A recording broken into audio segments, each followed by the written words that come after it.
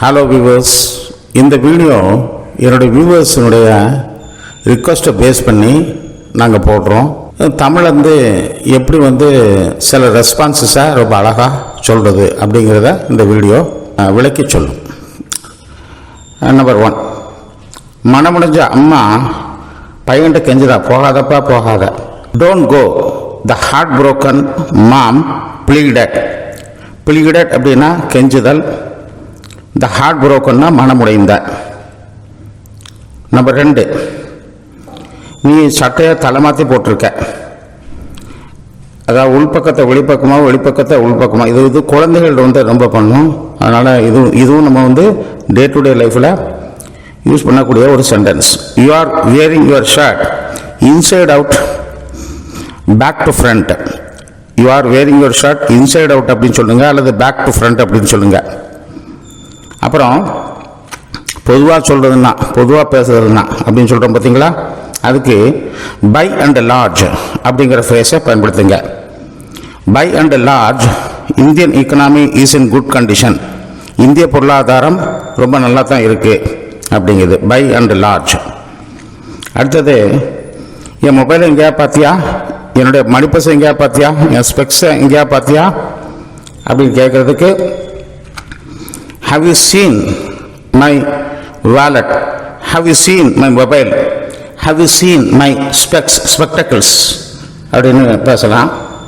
அடுத்த பாருங்க, நான் உன்னை நேற்று தேடிக்கிட்டு இருந்தேன், உனக்காக நீ வந்திருந்தா நான் சினிமா கூட்டி போயிருப்பேன் அப்படிங்கிற மாதிரி. அது எப்படி சொல்லலாம்? I was looking for you yesterday. I was looking for you yesterday. அடுத்த பாருங்க, நம்பர் 6, எனக்கு உன் உதவி வேணும். I need your help. அவருக்கு ஏன் உதவி வேணும்? He needs my help.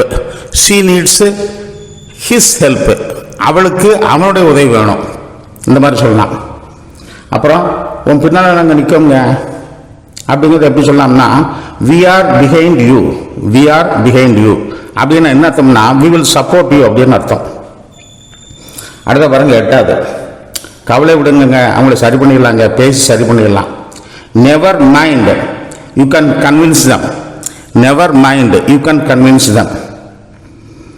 அப்புறம் நம்பர் 9, அது உன் இஷ்டம் அப்படிங்கிறது எப்படி சொல்லலாம்னா, it is your choice weather to accept the job or not. அந்த வேலையை ஏற்றுக்கிட்டதா ஏற்றுக்கிடக்கூடாதா அப்படிங்கிறது ஒன் சாய்ஸ், ஒன் இஷ்டம். It is up to you அப்படின்னு சொல்லலாம். It is up to you அப்படின்னு சொல்லலாம். It is your choice weather to accept the job or not. Weather தான் போடணும், இஃப் போடக்கூடாது, இலக்கண பிரகாரம். நம்பர் 10, அஜாக்கிரதை. இது எப்படி சொல்லலாம்னா, we cannot be complacent about our health.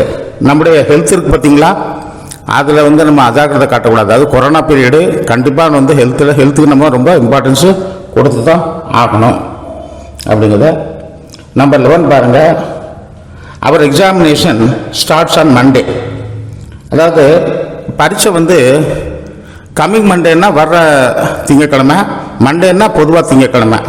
இந்த இடத்துல STARTS நான் ஸ்டார்ட்ஸ் அப்படின்னு ஏன் போட்டிருக்கேன் அப்படின்னு சொன்னால், இது சிம்பிள் ப்ரெசன்டென்ஸு. சிம்பிள் ப்ரெசன்டென்ஸ் அப்படிங்கிறது அது பாஸ்டையும் குறிக்கும், ப்ரெசண்டையும் குறிக்கும், ஃபியூச்சரையும் குறிக்கும், ரொட்டீன் ஆக்ஷன். இப்போ உதாரணம் சொல்கிறேன் பாருங்க, கம்பர் சொன்னார், கம்பர் சொல்லுகிறார், திருவள்ளுவர் சொன்னார் சொல்லுகிறார் அப்படிங்கிற மாதிரி.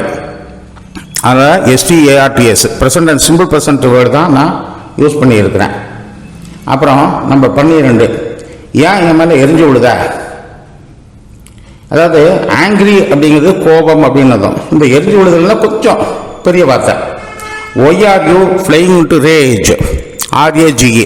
இந்த அலை இந்த சி ரேஜஸ், அலை மேலே எழும்புது பார்த்தீங்களா கோபமா, அந்த மாதிரி அந்த இடத்துல sea rages, sea waves, rage மேலே எழும்புறது. ரைஸ் ரொம்ப உயரமாக எழும்பும். அதுவும் இந்த ஹரிக்கன்லாம் வரும்போது கண்டிப்பாக நடக்கும். அப்புறம் நம்பர் 13, நான் உன்கிட்ட ஒரு விஷயம் பேச வேண்டியிருக்கு. நான் உன்கிட்ட ஒரு விஷயம் பேச வேண்டியிருக்கு அப்படின்னு சொல்கிற பார்த்துங்களா, I have something to ask you, I have to talk to you. நான் உங்கள்கிட்ட கொஞ்சம் பேச வேண்டியிருக்கு, ஒரு விஷயம் உங்கள்கிட்ட சொல்ல வேண்டியிருக்கு, கேட்க வேண்டியிருக்கு அப்படிங்கிற மாதிரி. அடுத்த பாருங்க, இதற்கிடையில் அப்படிங்கிறத பயன்படுத்தியிருக்கேன். அதாவது என்னென்னா, இந்த பை த பை அப்படின்னு சொல்லும்போது ஒரு விஷயத்தை பேசிக்கிட்டு இருக்கும்போது வேற ஒரு விஷயத்தை கொண்டு வரதுக்கு இந்த பை த பை ரொம்ப நல்லாயிருக்கும். எக்ஸாம்பிள் சொன்னால் உங்களுக்கு ரொம்ப புரியும். இட்ஸ் எ பிட்டி அப்படின்னு சொல்லிட்டா, ரொம்ப பாவம்யா. What you dislike about the elections, எலெக்ஷன்ஸை பற்றி உங்களுக்கு எது பிடிக்காது எலெக்ஷனில் அப்படிங்கிற மாதிரி.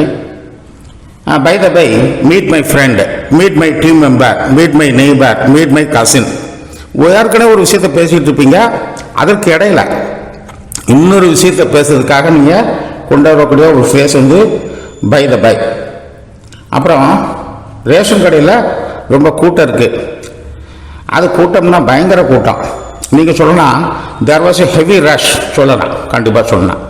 நான் சொல்கிறேன் பாருங்கள், there was a hell of a rush at the ration shop. There was a hell of a rush. அது ரொம்ப நல்ல ஒரு இது. அப்புறம் வந்து சின்ன சின்ன விஷயங்களுக்கெல்லாம் அவன் என்கிட்ட சண்டை போடுறான், இல்லைடா வேட்டா சண்டை போட்டார். He picks a quarrel over petty matters. He picks a quarrel about பெட்டினா சின்ன, இந்த பெட்டி ஷாப் அப்படின்னு சொல்லி நம்ம வீடுகள் பக்கத்துலலாம் இருக்கும். பெட்டி ஷாப் அப்படின்னு சொல்லும்போது சின்ன கடைகள், பெட்டி கடை அப்படிங்கும்போது பெட்டி PETTY பெட்டி மேட்டர்ஸ். சின்ன சின்ன விஷயத்துக்கெல்லாம் அவர் என்கிட்ட சண்டை போட்டுறாரு.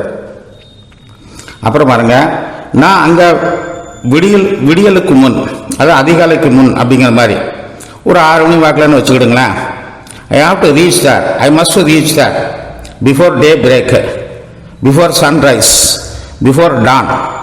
இந்த ஐ ஹாவ் டு சொல்லும்போது எக்ஸ்டர்னல் ஃபோர்ஸ் ஆக்ட் பண்ணும். ஐ மஸ்ட் சொல்லும்போது அது நீங்களாவே உங்களுக்குள்ளேயே அது போய் தான் ஆகணும் அப்படிங்கிற ஒரு எண்ணத்தில் இருக்கிற மாதிரி சொல்கிறதா I have to reach there, I must reach there.